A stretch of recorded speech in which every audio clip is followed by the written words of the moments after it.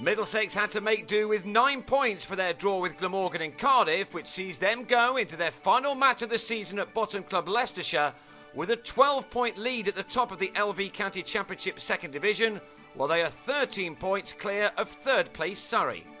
There was little that their acting captain Chris Rogers could do after the first 2 days of this match were lost to rain, except to try to put a bit of pressure on Glamorgan while picking up bonus points along the way.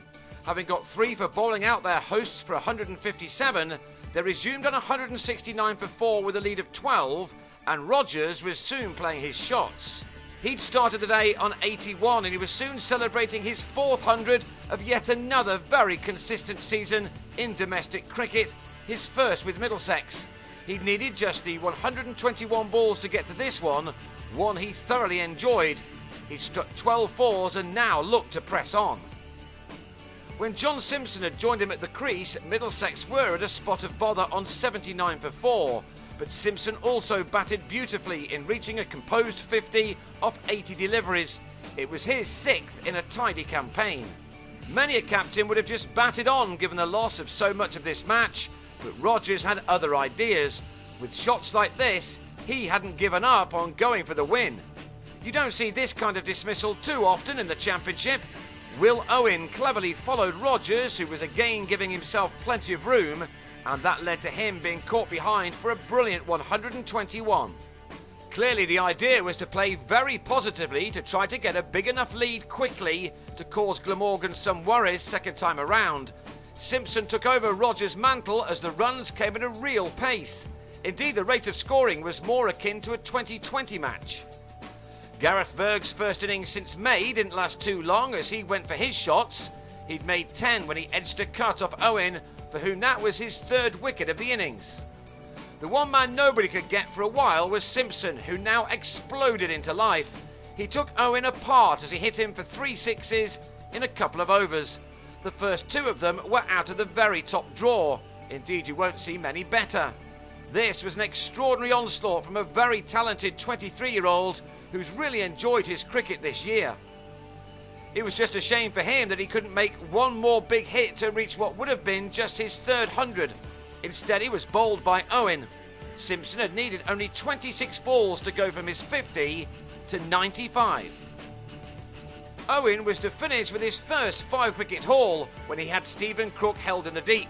Moments later, as soon as they'd earned their 3rd batting bonus point, Rogers declared on 302 for 8. Owen taking 5 for 124, but from only 20 overs. It was a really positive move by Middlesex, who had Glamorgan in before lunch. Many would have expected Rogers to bat on for more bonus points, but instead he now put his trust in his bowlers, who had 2 and a bit sessions and a lead of 145 runs to play with. With Alvaro Peterson unwell, Gareth Rees and Nick James avoided any early wobbles. They put on 47 before Rees was out, and when Will Bragg followed 5 overs later, slicing a drive off Crook to David Milan, Middlesex were in business. They knew that a win here would be enough to see them promoted as champions of the 2nd Division, and with Glamorgan having nothing to play for but the draw, the visitors tried to press home their advantage. Ollie Rayner removed James for 49, and if they could now break this stand between Stuart Walters and Jim Allenby, they had a real chance. Allenby tried to release the pressure and remove the attacking field by striking Rayner for a maximum, but on the stroke of tea, he nicked a cut off Tim Murtagh behind to go for 17. So Glamorgan came out for the final session of the match on 109 for 4, trailing by 36. Middlesex needed 6 wickets to get the job done. They would have started the session very confident, but as Mark Wallace settled into his innings, playing some very neat shots along the way, the opportunity of a famous win was soon evaporating. Both Wallace and Walters defended well and didn't offer Middlesex a sniff of a chance. They played their shots when appropriate, and with very attacking fields they were able to put their side ahead. And as the time moved on, both captains agreed on a draw at 4:30. There was a stat to be had though. This boundary took Wallace, Glamorgan's new skipper, past 959 runs, and in doing so, he became the county's highest run scorer for a specialist wicketkeeper, overhauling Jimmy Stone's club record. Credit certainly has to go to Middlesex and Rogers, who turned what could have been a tedious final day into some real entertainment.